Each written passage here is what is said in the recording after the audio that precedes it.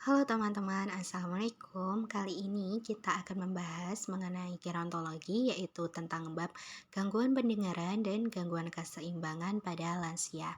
Silahkan disimak. Gangguan pendengaran merupakan salah satu masalah kesehatan yang dialami oleh lansia.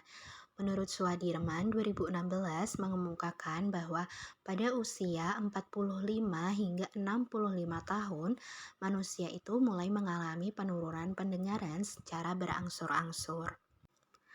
Suharti S. 2023 dalam penelitiannya mengemukakan bahwa adanya gangguan pendengaran pada lansia itu dapat mempengaruhi kualitas hidup seorang lansia. Nah, Papalia ini juga menyampaikan bahwa gangguan pendengaran merupakan penyebab persepsi yang salah bahwa lansia itu mudah teralihkan, pikun, pemarah, dan cenderung memberikan dampak negatif pada kesejahteraan tak hanya pada dirinya juga pada pasangannya. Contohnya, misal kita lagi ngobrol sama kakek yang pendengarannya udah menurun ini. Terus kita ngomong pelan, kakeknya nggak mendengar. Kalau kita ngomong keras, kakeknya nangkapnya kita dikira bentak-bentak atau marah. Nah, itu kan menyebabkan kesalahpahaman dan menimbulkan persepsi bahwa orang lansia itu mudah pemarah, seperti itu.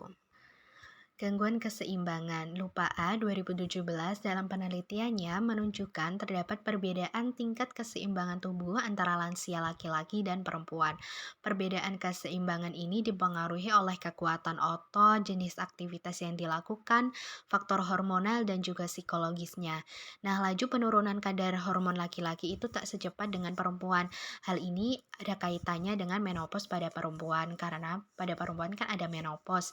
Nah, itu tuh yang menjadikan kadar hormon perempuan itu lebih cepat daripada laki-laki. Selanjutnya yaitu ada kupulolitiasis. Kupulolitiasis merupakan sebuah kondisi di mana terdapat batu kecil yang terperangkap dalam kupula di telinga dalam. Hal tersebut menjadi masalah yang umum pada lansia. Kupulolitiasis ini termasuk dalam jenis vertigo, salah satu tes keseimbangan yang biasanya digunakan untuk mendiagnosis kupulolitiasis ini yaitu tes Dix-Hallpike. Jadi nanti disuruh tiduran, kemudian disuruh miring ke kiri, miring ke kanan, dan seterusnya. Selanjutnya ada gangguan makula. Degenerasi makula adalah gangguan penglihatan yang terjadi pada lansia. AMD atau Age-related Macular Degeneration merupakan kondisi degeneratif pada makula yang menyebabkan penurunan sampai hilangnya penglihatan, sehingga mempengaruhi kualitas hidup penderitanya. Nah, gejala utama dari penyakit ini adalah distorsi garis lurus membuat terlihat seperti bergelombang, kemudian gelap atau daerah putih komplit di pusat penglihatan, kemudian perbedaan persepsi warna. Ini yang sering terjadi pada lansia ya teman-teman.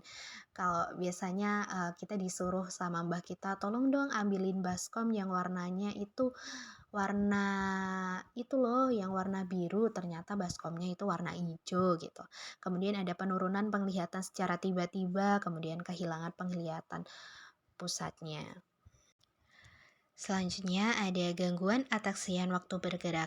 Ataksia didefinisikan sebagai gangguan koordinasi tanpa adanya kelumpuhan motorik atau berkurangnya kesadaran yang menghambat kemampuan individu untuk melakukan gerakan sukarela sehingga membuat mereka tak mampu mengendalikan arah, kekuatan, dan juga kecepatan.